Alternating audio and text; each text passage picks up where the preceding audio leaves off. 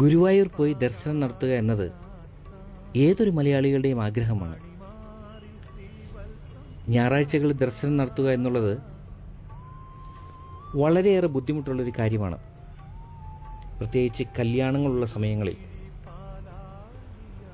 ഞങ്ങൾ ശനിയാഴ്ച ഗുരുവായൂർ എത്തുകയും രാത്രി 11 മണിക്ക് പോയി ക്യൂ നിന്ന ശേഷം ഞായറാഴ്ച അതിരാവിലെ 5 മണിക്ക് ദർശനം നടത്തി.